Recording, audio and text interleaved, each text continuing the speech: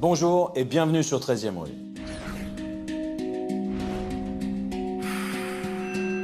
Tout l'été, nous allons vous raconter les destins hors du commun d'hommes et de femmes pour qui la réalité a dépassé la fiction. Ce sont des personnages de talent exceptionnels mais aux égos surdimensionnés et qui ont tous un jour basculé dans l'illégalité. Ce sont des criminels d'un nouveau genre. Des criminels 2.0.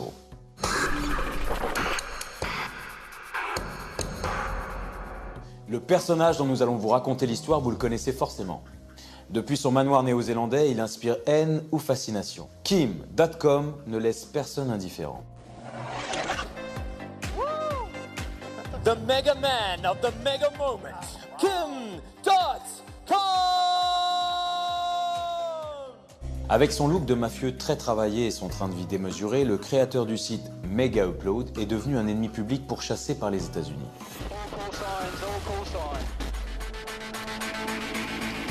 Génie du marketing et de l'autopromotion, Kim.com a su se fabriquer l'image d'un hacker de génie, doublé d'un entrepreneur visionnaire. Mais dans le documentaire exclusif qui va suivre, c'est une toute autre histoire qui se dévoile. En retournant sur les lieux qui ont jalonné son parcours, nous avons rencontré de très secrets hackers allemands qui l'ont côtoyé dans sa jeunesse, mais aussi un de ses plus fidèles bras droits dans Mega Upload. Tous nous racontent la transformation progressive de ce jeune pirate sans véritable talent en businessman prêt à toutes les magouilles pour s'enrichir. Kim Vester rules. Voici l'histoire du plus célèbre pirate du net, Kim.com. Voiture de luxe. Bimbo à gogo et luxueuse villa. Des années durant, la vie de Kim.com a semblé tout entière dédiée au plaisir et à l'extravagance. Cet Allemand fantasque au physique impressionnant est le créateur de Mega Upload, le site utilisé par tous dans les années 2000 pour télécharger illégalement des films et des MP3. Un site qui a fait sa célébrité et sa fortune, mais qui fera de lui un des ennemis de l'État américain et des majors hollywoodiennes.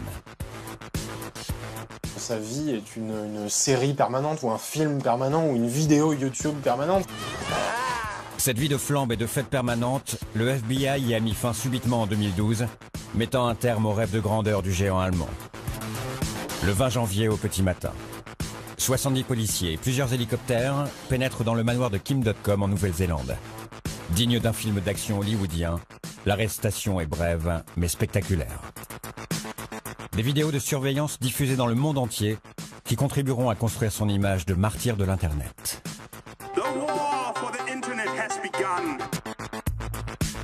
Depuis, Kim.com est un homme surveillé de près par la justice. Il n'a pas le droit de sortir du pays. Il est comme prisonnier sur son île du Pacifique. Il continue à être dans cette posture de défiance, de non-conformisme, etc. en disant « Regardez, je suis toujours le même, je n'ai pas changé et je vais me battre ». Raconter la vie de Kim.com, c'est révéler l'ascension inattendue d'un jeune pirate informatique parti de rien. Un hacker anonyme et sans talent, complexé par son physique, qui a profité des débuts de l'Internet dérégulé pour se construire une nouvelle identité kitsch et flamboyante. C'est un personnage qui joue avec son image. C'est quelqu'un qui s'est construit une image. D'abord, il s'appelle pas Kim.com. Son vrai nom, c'est Kim Schmidt. Il est allemand. C'est quelqu'un qui vient d'un milieu assez modeste, qui avait rien pour réussir. Pour mieux comprendre qui est vraiment Kim.com, nous sommes retournés sur les traces de son enfance dans une banlieue austère du nord de l'Allemagne. Nous avons aussi pénétré le milieu très fermé des hackers qui ont vu dans le Berlin des années 90 ce pirate lambda et peu doué se transformer en businessman du net, prêt à toutes les magouilles. Et nous avons aussi réussi à interviewer à distance un de ses plus fidèles collaborateurs, son discret bras droit dans la nébuleuse Mega Upload, Emmanuel Gadet. Avec cette communication en forme d'auto-célébration, Kim.com a construit un vrai écran de fumée.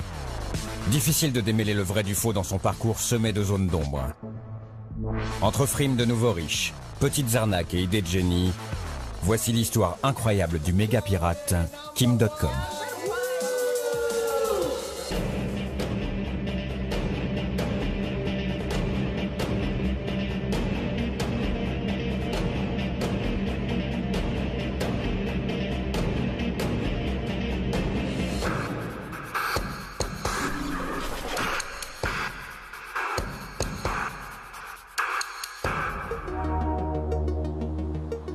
Le 21 janvier 1974.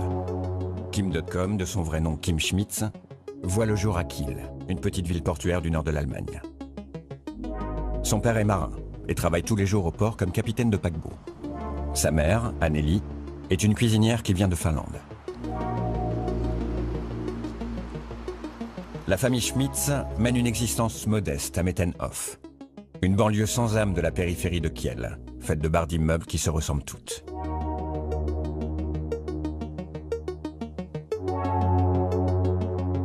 Derrière ce grand sourire d'enfant, difficile d'imaginer que la jeunesse de Kim est alors particulièrement difficile. Il vient d'un milieu prolétaire, il a un père alcoolique, il a une mère dépressive. Ces gens n'ont pas d'argent, ils vivent dans une Allemagne en plus du Nord, triste, où il se passe rien. Alcoolique, Helmut Schmitz bat régulièrement sa femme et son fils. Sous ses coups répétés, Kim et sa mère finissent parfois à l'hôpital. Effrayée par les colères dangereuses de son mari, Anneli finit par fuir pour protéger Kim des accès de rage de son père. En 1985, le jeune garçon a 11 ans. Il a très vite grandi et fait maintenant plus de 2 mètres. Une taille hors norme. Trop grand, trop gros. Et subissant régulièrement les quolibets de ses camarades d'école, Kim devient un garçon introverti et renfermé.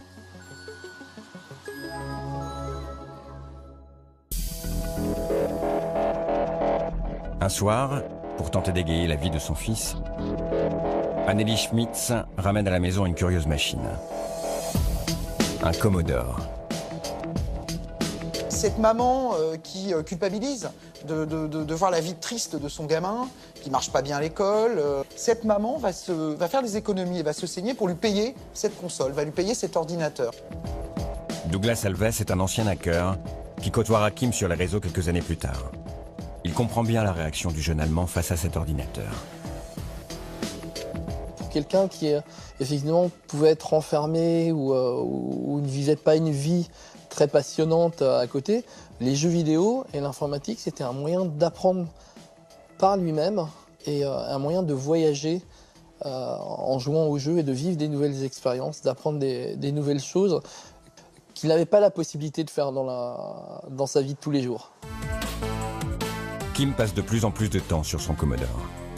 Il devient très vite un expert de cet étrange ordinateur qui se résume à un clavier branché sur une télévision. Du fond de sa chambre, l'adolescent fuit un quotidien sans joie où tout se ressemble. Il trouve peu à peu refuge dans l'imaginaire fantasmagorique et coloré des jeux vidéo.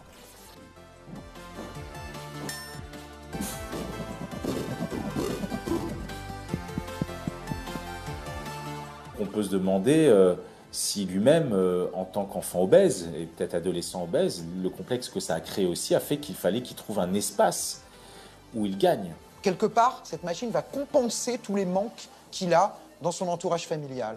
Et là, il va plonger dans un autre monde. Et en fait, il va, à partir de là, démarrer ce qui va être en fait sa vie, c'est-à-dire l'informatique, les ordinateurs. À 13 ans, en 1987, constamment plongé sur son Commodore, Kim découvre qu'il peut, grâce à sa machine, faire autre chose que jouer. Il commence progressivement à programmer et bidouiller des lignes de code informatique. À l'époque, quand on utilise une machine, on va avoir tendance à vraiment comprendre ce qu'il y a dans la machine. Quand on achète un Commodore 64, quand on achète n'importe quelle machine 8 bits de l'époque, on n'a pas d'OS graphique comme aujourd'hui avec des fenêtres, des dossiers, un bureau. On a un BASIC qui apparaît la plupart du temps. Un BASIC, c'est un langage de programmation universitaire. C'est une vraie invitation à la programmation. Des heures durant, Kim perfectionne sa maîtrise du code informatique. Même si sa machine est sommaire, il parvient à se connecter sur une sorte de version antique d'Internet qui utilise les lignes téléphoniques. On appelle ça les réseaux BBS. Il y découvre une communauté de passionnés dépassant largement les frontières de sa petite banlieue. Je veux dire, vous vivez à Kiel, vous êtes un nerd à une époque où la plupart des gens ne savent même pas ce que ce mot signifie. Et la communauté en ligne est faite pour vous, peu importe votre apparence. La découverte de la préversion d'Internet a été un grand soulagement pour lui, car il a pu se connecter avec d'autres personnes. Il n'avait plus besoin de sortir de chez lui. Il avait simplement besoin de son ordinateur. Et c'est une communauté internationale avant qu'il y ait Internet. C'est-à-dire qu'on échange déjà des programmes, des jeux par les BBS, même par la poste. Sur les BBS, ces réseaux pré-Internet, le jeune Kim récupère gratuitement des jeux. En 1989, il a 15 ans, quand il comprend qu'avec de simples lignes de code, il peut facilement copier ses jeux sur des disquettes. L'adolescent va voir dans ses copies pirates une façon rapide de se faire de l'argent de poche. Dirk Engling est le porte-parole du CCC, un des plus puissants groupes de hackers du monde. Un club fermé et très discret qui a accepté de nous parler de Kim Schmitz. Dirk l'a côtoyé et pour lui, aucun doute. Dès les années 80, avec ses jeux sur disquette, Kim a commencé à mêler argent et copies piratées. Déjà, dans la cour de récréation, alors que tous les autres enfants s'échangeaient des jeux, sur format cassette à l'époque, Kim était le seul à vendre des copies de jeux à ses camarades. Cette façon de faire, on l'a ensuite retrouvée tout au long de sa vie. Avec cet argent facilement gagné, Kim peut maintenant s'acheter les ordinateurs modernes qu'il rêvait de s'offrir. Tout est sa passion, il délaisse l'école. À 16 ans, sans diplôme, il stoppe totalement ses études. Pour lui, les choses sont claires. Grâce à ses connaissances en informatique, il peut maintenant se faire un nom et quitter la grisaille de Kiel. Lui-même raconte qu'il n'a pas été très heureux lorsqu'il était enfant. De toute manière, son parcours montre qu'il a cherché à quitter la petite ville de Kiel et sa banlieue dans le nord de l'Allemagne pour réaliser de grandes choses. Il voulait devenir quelqu'un que les gens connaîtraient dans le monde entier. Ce sont certainement des choses impossibles à réaliser quand on s'appelle Monsieur Schmitz, un des noms les plus portés en Allemagne et que l'on habite Kiel.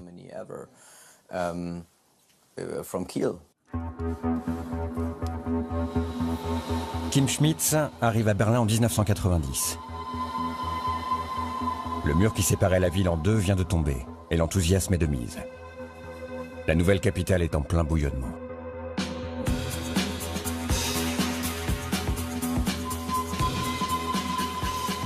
Il y a une effervescence incroyable, il y a une émulation. Beaucoup de passionnés d'informatique, en fait, se donnent rendez-vous à Berlin, se retrouvent là-bas. Il y a des cercles de passionnés d'ordinateurs. Et lui va rejoindre ces cercles-là. Ce gamin, en fait, va géographiquement migrer pour rentrer dans les cercles, pour rencontrer, pour apprendre. Et évidemment, en allant à Berlin, il change aussi de vie. C'est-à-dire que pour le coup, il rentre dans une ville où il se passe des choses et où il peut se passer des choses pour lui. À peine arrivé, l'adolescent de 16 ans se dirige vers l'Alexanderplatz. Il trouve ici, dans cet immeuble, le plus grand collectif de pirates informatiques d'Europe. Le CCC, pour Chaos Computer Club.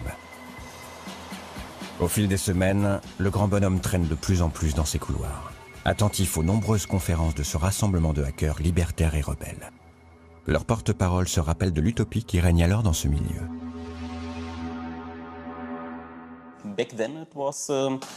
À l'époque, il s'agissait de passionnés qui se procuraient des ordinateurs et cherchaient à en comprendre le fonctionnement. Il y avait aussi des philosophes, des penseurs, qui avaient compris que les machines pouvaient rendre le monde meilleur. En somme, de doudingues, des précurseurs, qui, comme souvent, sont les premiers à changer le monde. Ces hackers, ce sont des passionnés d'informatique, plutôt des gens de tendance un peu gauchiste, qui sont dans une philosophie de partage. Pas d'argent. C'est même le contraire de l'argent, les hackers. C'est des passionnés de l'outil. Ce sont des gens qui parlent technique en permanence, alors que personne ne comprend rien à l'informatique et aux ordinateurs à cette époque-là. Eux se comprennent entre eux. Pour devenir membre du CCC, Kim Schmitz doit faire ses preuves en démontrant de fortes capacités en informatique. Mais dès les premières sessions de programmation autour d'un ordinateur, le jeune homme s'avère beaucoup moins doué qu'il ne le pense.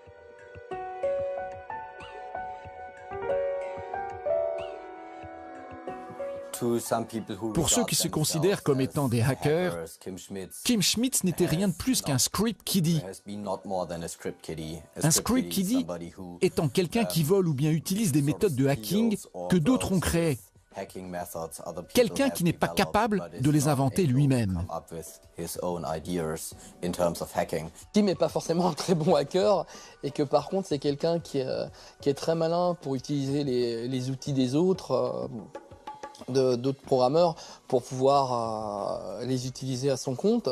Parce qu'il comprend la technologie, hein, c'est pas non plus un total ignare. Je pense que c'est plutôt quelqu'un qui a compris l'avantage qu'il pouvait tirer de ce milieu et de cette aura. À défaut d'être un cadre en informatique, Kim comprend vite tout le bénéfice qu'il va pouvoir tirer de cette bande de pirates. Traînant dans les couloirs du CCC, le géant sympathise avec de jeunes hackers beaucoup plus doués que lui. C'est à cette période qu'il rencontre en ligne Emmanuel Guédet, un informaticien français. Des années plus tard, l'homme va devenir un des plus hauts dirigeants de Mega Upload aux côtés de Kim.com. Nous en faisons tous partie de ce milieu des hackers européens, fin des années 80, début des années 90. Donc, on se connaissait déjà en ligne, en fait. Kim était plutôt dans l'esbrouf un peu. Il n'était pas vraiment un hacker de talent à l'époque, même s'il essayait de l'être. Kim a un talent extraordinaire pour s'entourer de gens compétents et surtout pour les convaincre de travailler pour lui. C'est quelqu'un qui a une personnalité très particulière, qui sait attirer et manipuler, c'est pas vraiment le terme, mais disons faire que les gens le suivent, soient passionnés par ce qu'il fait et aient envie de le faire avec lui. Entouré de jeunes hackers, Kim se remémore les jeux vidéo qu'il vendait dans la cour de son école. Il entreprend alors de se lancer dans la revente d'autres données encore plus rentables. Son groupe, qu'il baptise Dope, parvient à voler sur les serveurs informatiques de compagnies américaines une liste de codes PBX. Des codes permettant d'utiliser gratuitement le téléphone qu'il revend ensuite au prix fort sur les réseaux pirates.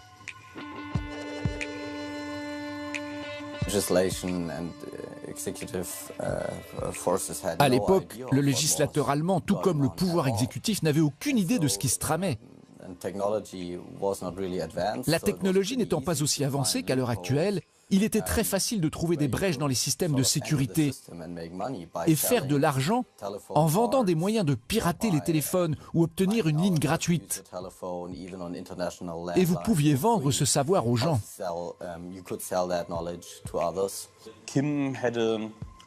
Kim n'avait pas vraiment une attitude de hacker, mais il pouvait voir s'il y avait de l'argent à faire avec nos activités. Les hackers ne voulaient pas se vendre, mais lui était, disons, très fort pour ne pas avoir de scrupules. Je pense qu'il sentait qu'il y avait de l'argent à se faire grâce aux pirates informatiques. Alors il a prétendu faire partie de cette scène hacker. Grâce à ce commerce de codes téléphoniques, Kim se forge à seulement 18 ans une petite réputation dans l'underground berlinois. C'est à cette période qu'il change pour la première fois de nom. Il se fait maintenant appeler Kimble, un surnom inspiré du personnage principal d'une vieille série, Le Fugitif. Et ce garçon était gamin fasciné par une série américaine qui était diffusée en Allemagne, en France aussi d'ailleurs, qui s'appelait Le Fugitif, série des années 60, qui racontait l'histoire d'un personnage, Monsieur Kimble, Richard Kimble, qui était poursuivi pour un crime qu'il n'avait pas commis. Et lui, Schmidt, il va utiliser ce nom, Kimble, et s'en faire son premier pseudo. Il n'a que 20 ans. C'est-à-dire qu'il va se rebaptiser en fait du nom d'un héros sympathique, d'un héros qui est une victime d'un système. Et lui s'autoproclame Kimble, c'est-à-dire je suis un gentil. Et je suis en lutte contre les méchants. Et les méchants, c'est qui? C'est les gens beaucoup plus puissants que moi, beaucoup plus puissants que vous. Le 21 décembre 1992, quand le magazine Forbes consacre un dossier au mouvement pirate, c'est Kimble que les journalistes choisissent comme porte-parole de cette nouvelle sorte de criminel. Prenez ce gamin de 19 ans qui se fait appeler Kimble. Installé en Allemagne, il est le leader de Dope, un groupe international de pirates informatiques. Kimble est aussi un des plus célèbres hackers de son pays. Dans la suite de l'article, Kim fanfaronne. et se vante d'être un petit génie de l'informatique. Il nargue même les autorités allemandes et se moque du retard des lois sur le piratage dans son pays. Kimble utilise un programme spécial de sa création et prétend pouvoir voler 6 codes PBX par jour. Il explique qu'il échappe aux poursuites judiciaires car les lois anti-piratage sont plus laxistes en Allemagne qu'aux États-Unis. Chaque code PBX est comme une porte ouverte pour moi, se vante-t-il, prétendant en avoir maintenant récupéré un total de 500. En quelques mois, le géant allemand amasse plus de 200 000 $ avec ses codes téléphoniques. L'ex-gamin pauvre de Kiel dépense tout son argent dans des ordinateurs. Il frime de plus en plus et achète en 1992 sa première voiture de luxe, une Mercedes. Kim, avide de sensations extrêmes, semble vouloir rattraper son adolescence triste et ennuyeuse. La musique à fond, il passe son temps à pousser son bolide à plus de 260 km/h sur les autoroutes allemandes, prenant des risques insensés. En 1994, son goût pour la vitesse va presque le tuer. Une nuit, il perd le contrôle de sa Mercedes et percute un arbre. Sa petite amie est gravement blessée, mais lui s'en sort miraculeusement avec un bras cassé. 20 ans plus tard, il reviendra sur cet accident dans une biographie qui lui est consacrée.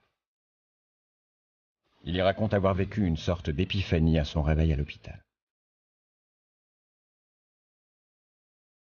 Voilà ce que j'ai compris, là, dans mon lit d'hôpital. J'ai dit, mec, je vais vivre ma vie à fond. Je m'en fous de ce que les gens pensent. Je vais faire ce que je veux, ce que j'aime, parce que la vie est courte. Pour moi, l'argent est un outil pour vivre des expériences, plutôt que de s'accumuler à la banque. Pour moi, l'argent est fait pour être dépensé pour avoir une belle vie, parce qu'elle peut se terminer à n'importe quel moment. C'est vraiment là que tout mon style de vie a commencé. Mais avant même d'avoir le temps de vivre son rêve à fond, Kim Schmidt subit un deuxième coup dur. Ses déclarations dans la presse ont attiré les regards des autorités allemandes, et à la fin de l'année 94, la police fait une descente dans son appartement. 80 000 $ de matériel sont saisis, et le pirate est jeté en prison. Mais étonnamment, après 3 mois passés en détention provisoire, Kim n'écope que d'une peine de 2 ans de prison avec sursis. Il faut dire qu'à l'époque, la justice ne comprend rien à ce nouveau genre de méfait numérique et laisse Kim Schmidt sortir libre du tribunal. Revenu à la case départ, Kim veut immédiatement se refaire une santé financière. Il va alors profiter du manque flagrant de sécurité qui règne sur les réseaux informatiques des grandes entreprises de l'époque. Au niveau des institutions et des grandes boîtes, au niveau protection informatique, c'est du n'importe quoi. Hein. C'est du n'importe quoi. En 92, vous preniez un Atari ST avec le bon modem, avec la bonne configuration. Il fallait souvent se le faire importer des États-Unis, avec un tutoriel vraiment à la con. Vous pouvez rentrer dans n'importe quelle banque et regarder le compte de n'importe qui hein, à l'époque. Hein.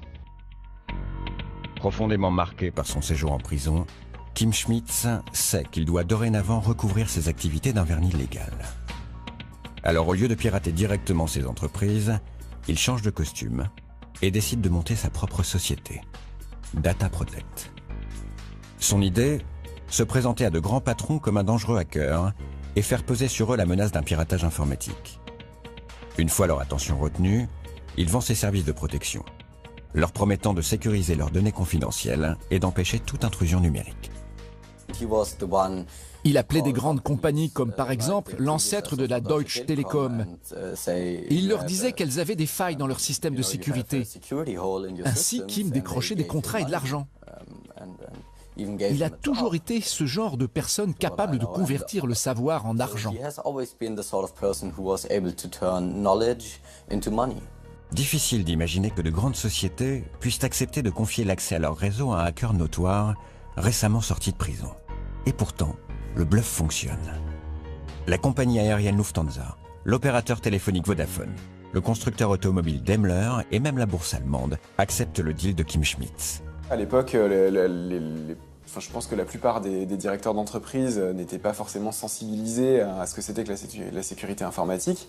L'informatique faisait son entrée dans le système des entreprises et donc C'était assez facile, je pense, de se faire passer pour le sauveur. Des entreprises recrutent des hackers avec des compétences techniques assez poussées pour s'occuper de la sécurité informatique, parce que qui de mieux pour s'occuper de la sécurité informatique d'une structure que quelqu'un qui serait capable justement de mener ce type d'attaque. Maintenant, c'est un monde très développé, la sécurité informatique, mais à la fin des années 90, ça commençait tout juste.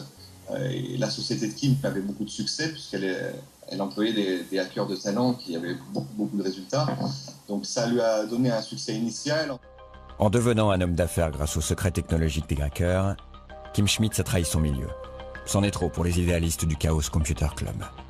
Un jour, lors d'une réunion du CCC, Kim tente de s'incruster pour recruter des nouveaux petits génies. Mais Dirk Engling et quelques collègues refusent de le laisser faire.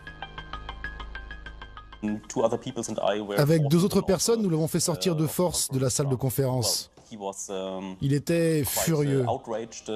Kim est devenu persona non grata à nos événements.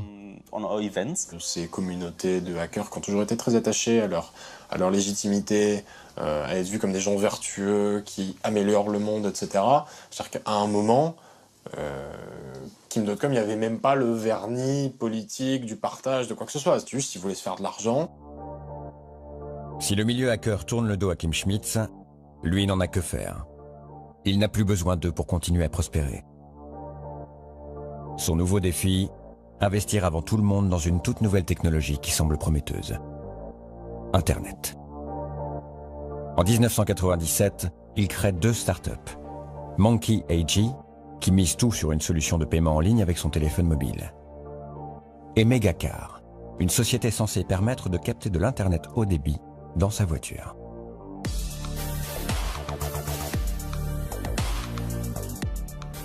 À la fin des années 90, vous savez, c'était la folie de l'époque .com, l'Internet arrivait, les marchés financiers ont valorisé des sociétés qui n'avaient aucun revenu à des millions, voire des dizaines de millions de dollars. Donc c'était une époque un peu folle. Et Kim est un peu l'emblème de cette époque. Il a su un peu surfer cette vague de l'Internet. Et à l'époque, tout le monde, tous les banquiers, tous les hommes d'affaires voulaient investir dans quelque chose de choses sur Internet. Pourtant, malgré ses talents de vendeur, Kim Schmidt ne parvient pas à faire décoller ses startups car la technologie n'est pas encore vraiment au point. Dans la presse à l'époque, il affiche des résultats financiers volontairement vagues et dévoile une fortune qui varie entre 100 et 200 millions d'euros au gré des interviews. C'est vrai qu'il y a beaucoup de flou parce que déjà à l'époque, vous savez, quand une société capitalise, les actionnaires deviennent très riches, mais c'est pas de la vraie richesse, c'est surtout de la richesse sur papier. Donc Kim a aussi eu beaucoup de richesses sur papier, c'est-à-dire des choses qui peuvent s'évaporer du jour au lendemain. Donc je ne sais même pas s'il serait possible de savoir vraiment ce qui s'est passé à cette époque. Ce qui est sûr, c'est qu'il a eu des sommes importantes d'argent, qu'il les a claquées, et qu'il s'est retrouvé en gros avec rien, et puis qu'il a tout remonté plusieurs fois d'ailleurs. L'Allemand veut sans cesse convaincre plus d'investisseurs. Alors pour masquer les mauvais résultats de ses startups, il met en place un véritable écran de fumée en misant sur son meilleur argument de vente, lui-même. Son but, se présenter comme un homme à succès à qui rien ne résiste. Pour cela, il va se créer l'image publique d'un personnage excessif, riche à millions et mégalo. Et effectivement, c'est-à-dire que je pense que c'est le moment où il a réalisé que le meilleur atout marketing, c'était lui. C'est sa personne, c'est la façon dont il markete tout ça, la façon dont il se vend comme un personnage. Première étape, le look. Fini les costumes d'hommes d'affaires respectables. Kim Schmidt se fabrique une sorte de déguisement de méchant de BD. Dorénavant sur ses photos, il apparaît uniquement avec une veste, des pantalons et un t-shirt noir. Et ses lunettes de soleil sont en permanence vissées sur les yeux. L'homme a un physique détonnant. Il fait plus de 2 mètres et pèse 140 kilos. Alors le résultat est imparable, on ne remarque que lui.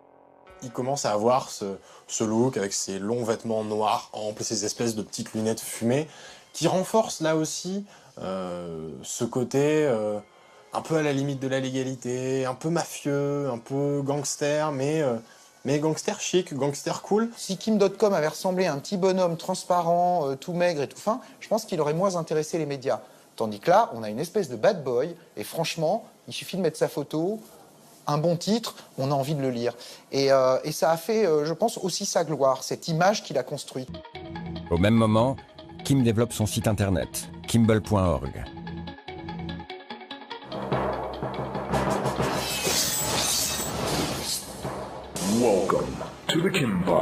Un site mégalo et kitsch, tout à la gloire de son créateur. La majorité des liens est dédiée à son nouveau personnage de BD.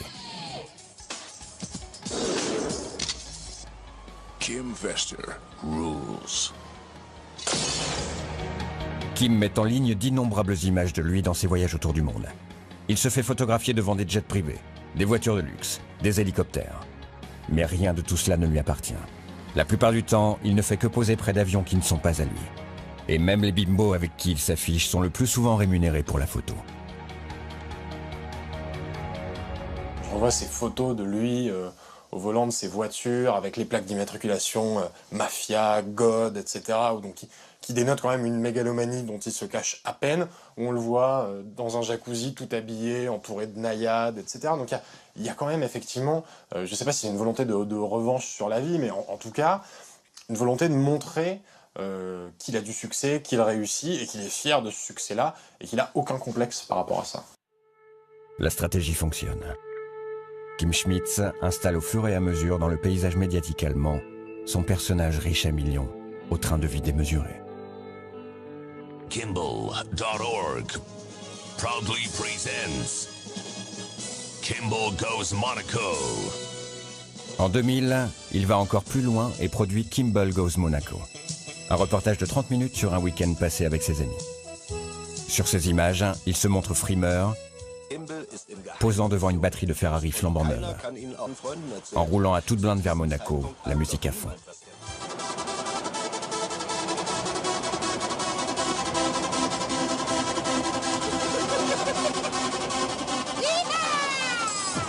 Il va très vite mettre en scène sa propre légende. Construction du personnage qui devient bad boy, les belles filles, les grosses voitures, les copains, la flamme, les casinos. Il va se payer une équipe de production de télé qui va le suivre partout et il va faire filmer, il va produire lui-même des films sur lui-même en fait.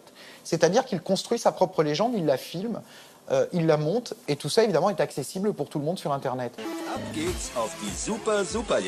Devant les caméras, il loue un immense yacht et y organise une soirée fastueuse.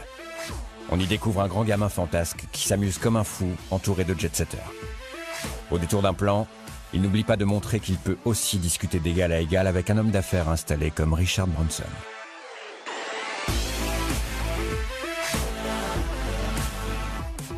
Il a réussi à se rendre célèbre et cette stratégie de se mettre en scène et de se montrer avec les grands de ce monde, entre guillemets, c'est aussi une façon de se protéger parce que quand on se montre avec des gens respectables, eh ben, on peut passer pour quelqu'un de respectable aussi.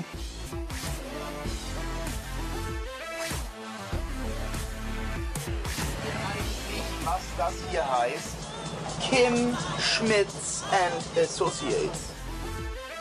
Il y a derrière une revendication aussi qu'on retrouve beaucoup dans la culture geek ou nerd, c'est-à-dire la virilité. L'idéal amoureux du geek est à peu près le même que le rappeur. Hein. C'est une bimbo avec des fantasmes de piscine, plein de filles nues autour, des grosses voitures, c'est un peu l'univers du rappeur aussi. Kim Schmitz se vante d'avoir dépensé 1 million d'euros pour produire cette vidéo et la mettre en ligne, gratuitement, sans aucun retour financier. En réalité, son seul but est de montrer son train de vie de milliardaire jet-set. The movie is over. Go and find more on Kimball's homepage. En 2001, Kim a 27 ans quand il pressent l'éclatement de la bulle Internet. Il revend alors 80% des actions de ses sociétés à une holding allemande, TUV Rheinland. Son stratagème a fonctionné et les dirigeants de la holding lui font une confiance aveugle, berné par son image de jeune entrepreneur à succès. Pour Kim, le coup est juteux. Il annonce avoir remporté 160 millions d'euros en revendant ses startups. Kim avait ce talent, s'il rentrait dans une salle plein de banquiers allemands, tous en cravate, sérieux, etc. Au bout d'une heure, ils ressortaient, ils étaient tous amoureux de lui, ils voulaient investir dans tous les business, ils voulaient le suivre partout. Et il a profité un peu de cette époque, de cette mania des business Internet. Quand il vend ses coquilles vides et qu'il empoche concrètement des millions de dollars, au moment où il y a cette bulle Internet, les millions de dollars sont vraiment sur son compte. Donc là, il est vraiment riche. Il a atteint son objectif. Quelques mois plus tard, le conglomérat allemand qui a racheté les actions de Kim Schmitz déchante. La nébuleuse Kimball.org qu'ils viennent d'acquérir se résume à quelques sociétés qui ne feront jamais aucun bénéfice. le porte-parole de TÜV Rheinland s'épanche dans la presse. Tout ce qui a prospéré autour de Monsieur Schmitz est douteux, et je pèse mes mots. La même année, le géant de 27 ans apparaît à nouveau dans la presse.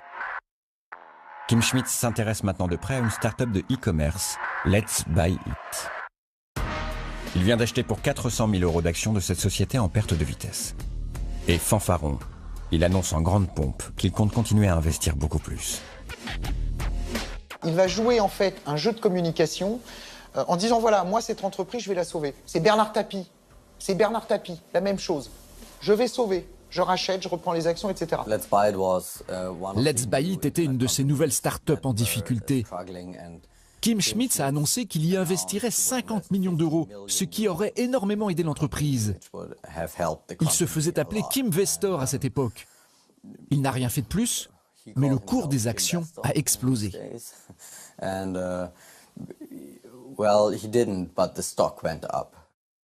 Les marchés boursiers réagissent très vite et les actions de Let's Buy It flambent immédiatement de 220%. Dans la foulée, au lieu d'investir encore plus comme il l'avait promis, Kim Schmitz revend ses parts. En quelques semaines, il remporte sur ce simple coup 1 100 000 € et laisse la start-up faire faillite. Mais la manœuvre est grossière et la justice lance une enquête.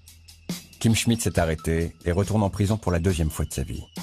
Au bout de 6 mois de détention, il est finalement condamné pour délit d'initié à 100 000 € d'amende et 20 mois de prison avec sursis. Il va retourner une 2e fois en prison après ses escroqueries en Allemagne.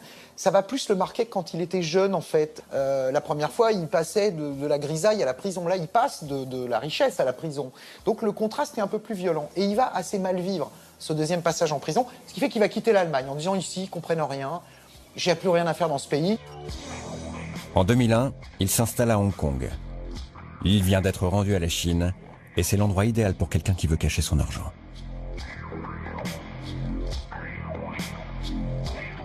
Hong Kong, à l'époque, ça restait une zone administrative spéciale et donc c'était extrêmement intéressant pour Kim.com de s'installer à Hong Kong pour pouvoir profiter un petit peu des avantages et de la discrétion offerte par cette région qui était sous le giron chinois mais pas vraiment. Donc voilà, il a profité un petit peu de tout ça. Depuis son paradis fiscal, Kim décide de mener la belle vie et dépense sans compter. Il semble désormais dépendant aux caméras et continue à se faire filmer dans des situations de plus en plus incongrues. Sur cette vidéo, il s'amuse à faire peur aux habitants locaux en leur criant dessus avec un mégaphone.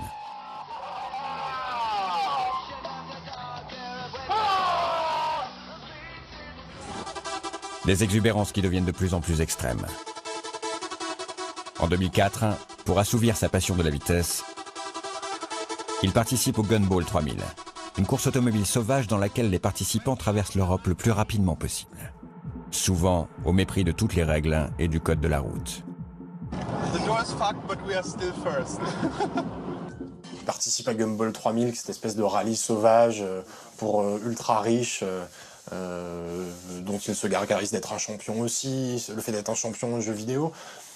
Il y a effectivement ce côté à la fois très grandiloquent et très joueur dans le côté très enfantin du terme. C'est-à-dire qu'on a l'impression que c'est un grand ado qui prend un malin plaisir à embêter le monde, à faire les trucs comme il l'entend, à se moquer un peu des conventions, à se moquer du bon goût. Ces films, régulièrement, il tente sans succès de les envoyer à tous ses contacts sur Internet. Impossible. Les vidéos numériques sont trop lourdes pour être diffusées par mail.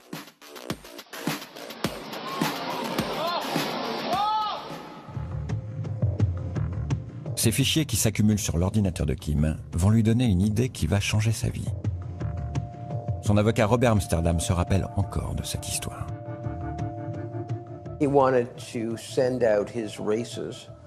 Il voulait envoyer les vidéos de ses courses à ses amis et ses proches dans le monde entier. On appelait ça les courses Gumball. Pour des raisons techniques, il s'est aperçu que cela ne fonctionnait pas sur l'Internet de l'époque. Lui et son équipe se sont donc réunis pour solutionner le problème et ont inventé ce type de technologie. C'est comme cela que tout a commencé. Kim demande à sa garde rapprochée de programmateurs de concevoir un petit site internet qui permet de mettre en ligne de gros fichiers. Ensuite, grâce à un simple lien, il est possible à n'importe qui de les télécharger. Ce site, il l'appelle en toute humilité Mega Upload. Une solution qui semble alors révolutionnaire, mais dont il est le seul à saisir tout le potentiel. Moi, il m'a proposé de venir, et je dois avouer qu'au début, faire du file sharing sur Internet, c'était pas un truc qui me passionnait, donc ça m'intéressait pas vraiment. J'ai pas eu la même vision que lui, je pensais pas que ça allait se développer autant. Mais lui, comme on l'a évoqué tout à l'heure, il a cette espèce de préscience, d'intuition du business. Donc il savait que ça allait marcher, et donc il a dit à son équipe, on y va, même si vous y croyez pas, vous inquiétez pas, ça marchera un jour. Mais pendant 3 ans, l'intuition de Kim se révèle plutôt décevante. Mega Upload tarde à trouver son public et n'est pas encore rentable. En 2007, ce sont les habitués du téléchargement illégal de MP3 et de DivX qui vont changer la donne. Des millions de personnes qui ont pris l'habitude de télécharger gratuitement, mais illégalement, des films et de la musique. C'était un petit peu la fin du modèle, du premier modèle de peer-to-peer, c'est-à-dire l'époque Napster, l'époque Emule, qui commençait un petit peu à disparaître parce que dans plein de pays, dont la France, il y avait des autorités qui étaient chargées de contrôler un petit peu les échanges sur Internet et de punir les internautes qui partageaient trop. En réaction aux lois anti-piratage qui se profilent, comme Adopi, tous ces internautes vont alors se tourner vers Mega Upload, qui leur assure plus de discrétion. Ça avait ce côté un petit peu magique, c'est-à-dire que c'était un service gratuit, encore une fois illimité et accessible à tous. Mais surtout, Mega Upload avait une interface agréable. Le site a rapidement été utilisé par tout type de personnes pour partager des choses que l'on avait jadis l'habitude d'acheter. Kim Schmitz sent alors qu'il a un coup à jouer. Il transforme progressivement son site en machine à cash. Évidemment, Mega Upload se finance déjà par la pub, mais ce n'est pas tout. Le site est très simple d'utilisation. En un seul clic sur un gros bouton orange, l'internaute peut lancer gratuitement le téléchargement d'un album. Mais pour démarrer plusieurs téléchargements plus rapides, il faut alors payer. La première clé de la rentabilité pour Kim.com, c'est de fournir un service payant, c'est-à-dire un service premium qui coûte quelques dizaines d'euros et qui permet aux internautes de télécharger beaucoup plus vite et de télécharger plusieurs fichiers chaque jour, plusieurs fichiers à la fois, etc. Donc ça, ce service premium, ça lui rapporte énormément parce que tous les internautes qui veulent profiter pleinement du service de Mega Upload sont obligés de payer. La simplicité de la formule fait un carton et les utilisateurs arrivent par millions. Il a rayonné depuis Hong Kong pour installer un petit peu des serveurs dans le monde entier et se retrouver avec un mastodonte du trafic Internet, puisque on dit qu'à une époque, selon les fournisseurs de transit, justement, les opérateurs d'Internet, on va dire, Kim.com pouvait représenter jusqu'à 4% du trafic international sur Internet, ce qui est absolument monstrueux. Les recettes de Mega Upload s'envolent, pourtant Kim Schmitz reste vague sur les revenus réels de son site. Emmanuel Gadet dirige alors pour lui le système de paiement de la galaxie Mega Upload. Aujourd'hui encore, il botte en touche quand on lui pose la question. Ce qui est sûr, c'est que Mega Upload rapportait beaucoup d'argent, parce qu'ils avaient beaucoup d'utilisateurs. Donc quand vous avez des dizaines de millions d'utilisateurs, il y a forcément des dizaines de millions qui rentrent en revenus. Donc oui, effectivement, c'était un business qui avait énormément de succès et qui rapportait beaucoup d'argent. Mais pour vous dire si la somme est exacte ou pas, alors ça, moi, je ne suis pas un comptable. On estime qu'à cette période, les recettes de Mega Upload se chiffrent entre 40 et 50 millions d'euros par an. En 2010, Kim a 36 ans et sa mégalomanie atteint des sommets quand il change officiellement d'identité. Kim Schmitz se transforme en Kim.com. C'est quelque chose que des années avant qu'il le fasse, il en parlait déjà. Il voulait le nom de domaine Kim.com, il voulait que tout soit Kim quelque chose. .com, c'était la folie de l'Internet, donc voilà, c'est une sorte de caprice assez rigolo. Et il s'en amuse beaucoup d'ailleurs que maintenant tous les médias et tout le monde soient obligés de l'appeler Kim.com. C'est vraiment une idée géniale, car Kim.com est un nom compréhensible dans le monde entier. Tout le monde peut s'y référer. Il est alors facile d'en faire une marque. Kim.com, c'est quoi? C'est Kim, son prénom. .com, c'est .com, que tout le monde connaît. C'est-à-dire qu'il associe son identité à sa réussite, c'est-à-dire l'informatique. Et quelque part, il est Internet à lui tout seul. Il est le monde à lui tout seul. Le monde entier utilise .com et connaît en fait ce pseudo qui est génial. Et c'est ça qu'il veut dire. C'est moi, le petit bonhomme du nord de l'Allemagne, ce fils de rien, je suis le monde, je suis .com. C'est un personnage, ça n'est pas Kim Schmidt, c'est vraiment voilà, une sorte d'avatar, mais un avatar en fait qui aujourd'hui aurait complètement remplacé la personne réelle qui est Kim Schmidt.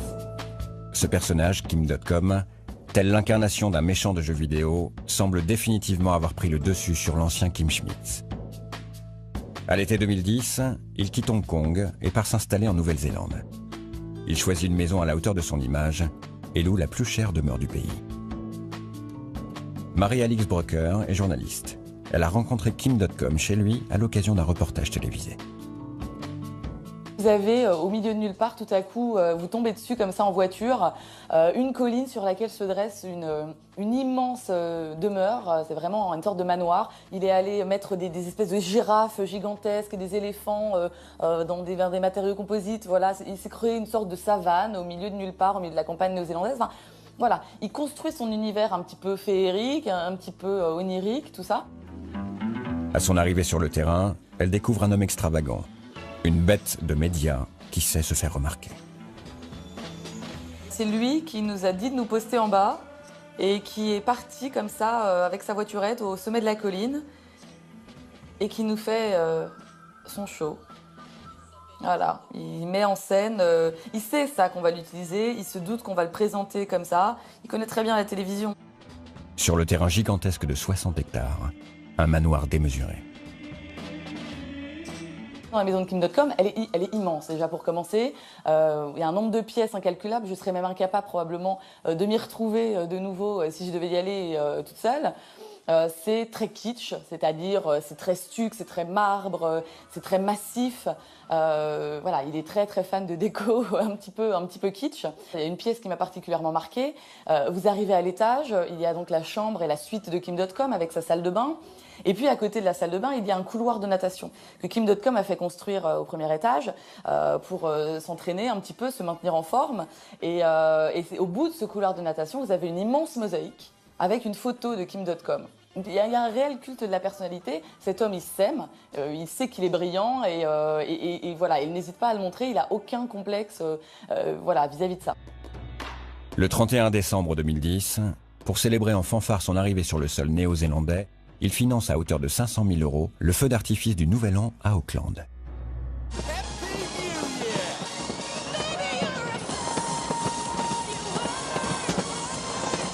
Des images offertes par un Kim.com conquérant à tous les habitants du pays.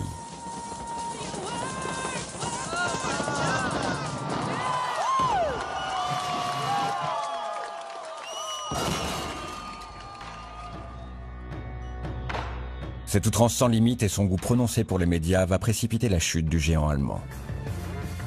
Dans le monde entier, l'industrie du cinéma et de la musique est entrée en guerre contre le piratage culturel sur les réseaux. Même si Mega Upload est loin d'être le seul site utilisé pour le téléchargement illégal, la personnalité peu discrète de son patron va attirer tous les regards. Il faut savoir que Kim.com a quand même réussi l'exploit de se mettre toutes les maisons de production hollywoodiennes à dos. Qu'il n'y en a pas une qui lui a donné raison.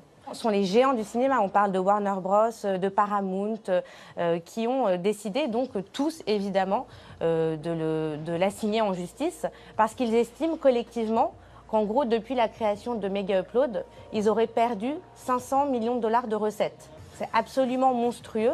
Clairement, Kim.com, c'était le personnage à abattre pour les autorités, puisque c'était celui qui s'exprimait le plus sur Internet, dans les médias, etc. Donc c'était la figure de proue du piratage, on va dire, tel que les États le détestent le plus. Donc évidemment, voilà, il fallait avoir la tête de Kim.com. Donc clairement, viser Kim.com, c'était une stratégie. Ça permettait ça permettait de viser la tête, entre guillemets, de l'empire du piratage et de faire tomber le reste sans coup férir quasiment. Bien décidées à protéger leur industrie culturelle, les autorités américaines veulent absolument fermer Mega Upload. Tout d'abord, elles tentent de s'attaquer aux finances de Kim.com. Sans succès. Sa fortune, en fait, il s'est très bien débrouillé pour qu'elle soit cachée. Ce sont des holdings qui appartiennent à des holdings, qui appartiennent à des holdings, qui appartiennent à ses associés, à sa femme. Donc tout son argent est en fait éparpillé de par le monde. Impossible non plus d'identifier précisément les serveurs informatiques utilisés par Mega Upload. Ils sont disséminés un peu partout dans le monde. Alors avec le soutien du gouvernement néo-zélandais, le FBI frappe un grand coup. Il porte plainte contre Kim.com et lance une opération coup de poing pour son arrestation.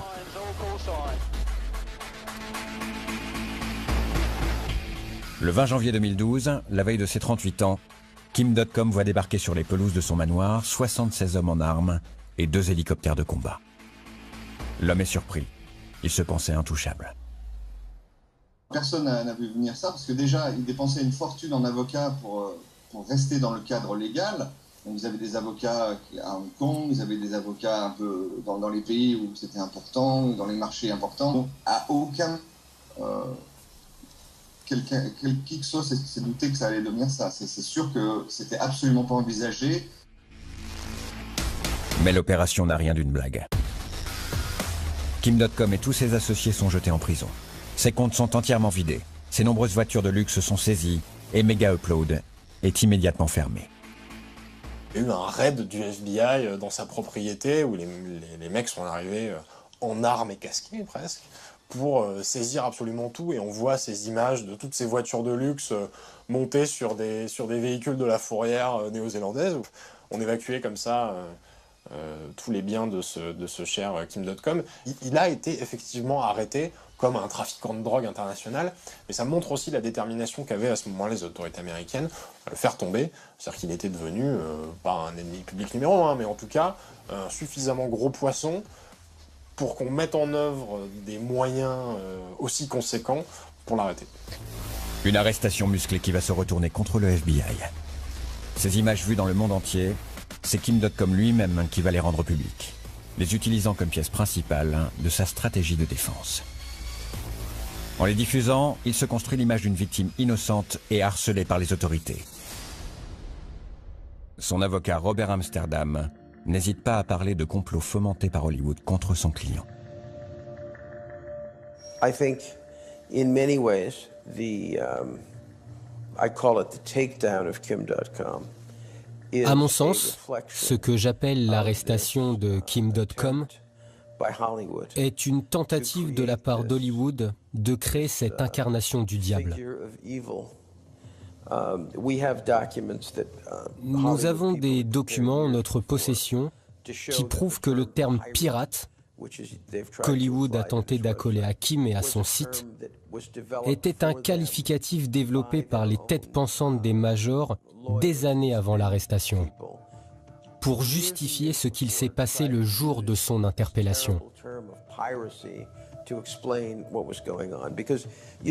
Voyez-vous, il y a une grande différence entre les débats que nous avons tous les jours aux civils sur le téléchargement illégal et tenter d'inculper quelqu'un au criminel pour non-respect des droits d'auteur. Tout cela est fait pour faire apparaître Kim dans le costume du dangereux pirate.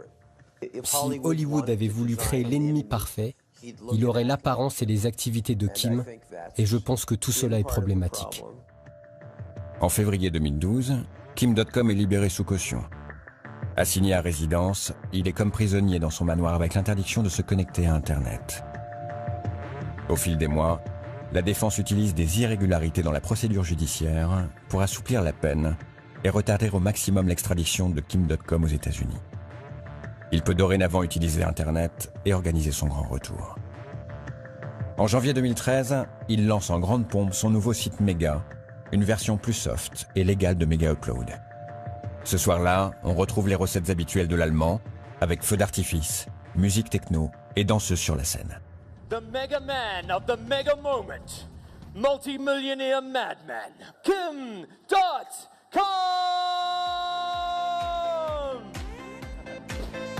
Woo!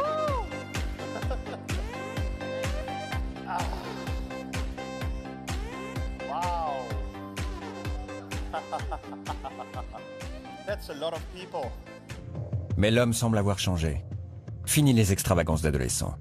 Kim.com se veut plus sage et politiquement engagé.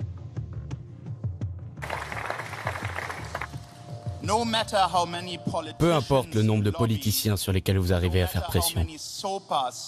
Peu importe combien de traités SOPA votre argent permet de créer au Congrès. Vous n'arriverez jamais à prendre le contrôle de notre Internet. En fait, Kim.com s'imagine maintenant en grand défenseur de l'Internet libre. Il s'affiche avec Julian Assange et Edward Snowden lors d'une conférence et s'engage même en politique en créant l'Internet Party en janvier 2014. Bonjour et bienvenue à l'Internet Party. Je suis heureux de vous voir ici. Mon nom est Kim.com et je suis ici pour vous présenter un nouveau parti dont la Nouvelle-Zélande a vraiment besoin. Il s'est refait une virginité à assez peu de frais en se vendant comme cette espèce de Che Guevara du numérique. Pour moi, Kim.com, il a un petit peu l'aura d'un gourou. C'est-à-dire qu'il se présente un petit peu comme un sauveur de l'humanité, ou en tout cas de l'Internet, avec ses adeptes. Et clairement, en tout cas, dans tous les gens qui sont un petit peu sensibles à ces sujets-là, il y a les pros et il y a les antis. C'est-à-dire qu'il ne laisse personne indifférent. Kim.com se considère comme le troisième héros de l'Internet libre, aux côtés d'Edward Snowden et de Julian Assange. Dans ce schéma, Assange serait celui qui exposerait à la face du monde les secrets des gouvernements et de la diplomatie. Snowden serait celui qui dévoilerait l'ampleur de la surveillance informatique. Et on aurait enfin Kim Schmitz, qui se perçoit comme celui qui interpelle l'opinion autour de la distribution des produits culturels. Un pari qui se révèle finalement perdant. En septembre 2014, son Internet Party ne décroche aucun siège aux élections législatives néo-zélandaises. Après 2 ans de procédure, le procès de Kim.com s'éternise. Il semble durement touché par les échecs et son enthousiasme s'étiole. D'un côté, il y a une administration américaine qui veut faire un exemple. De l'autre côté, il y a quelqu'un qui est farouchement déterminé à ne pas se laisser condamner, qui a beaucoup d'argent et qui donc peut assumer les frais de procédure qui sont quand même très coûteuses et très chronophages, qui peut les assumer pendant assez longtemps. Donc pour l'instant, c'est un peu le statu quo, c'est un peu le bras de fer, mais il faut lui reconnaître qu'il a une capacité de résistance à ça qui est quand même assez forte, parce que c'est pas entre les mains de n'importe qui de pouvoir être un caillou dans la chaussure de cette taille-là par rapport à l'administration américaine. De plus en plus seul, Kim.com perd 1 à 1 ses avocats néo-zélandais. En attendant l'issue de son procès, il ne peut toujours pas sortir de chez lui, quasi prisonnier dans son parc d'attractions fantasmé.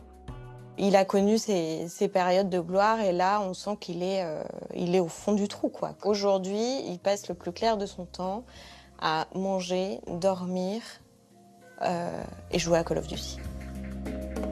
Face à une réalité qu'il ne maîtrise plus, Kim.com est semble-t-il redevenu Kim Schmitz, se réfugiant comme dans son enfance, dans les jeux vidéo et le virtuel.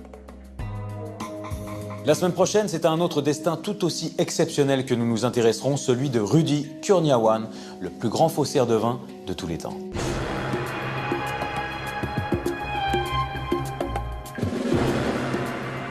Rudy Kurniawan avait un vrai sens du détail et savait exactement recréer un vin rare. Il était un véritable génie. C'était un homme manipulateur pour lui permettre de vendre beaucoup de bouteilles extraordinaires. Les gens lui faisaient confiance grâce à cela. A bientôt dans Criminel 2.0 sur 13e rue.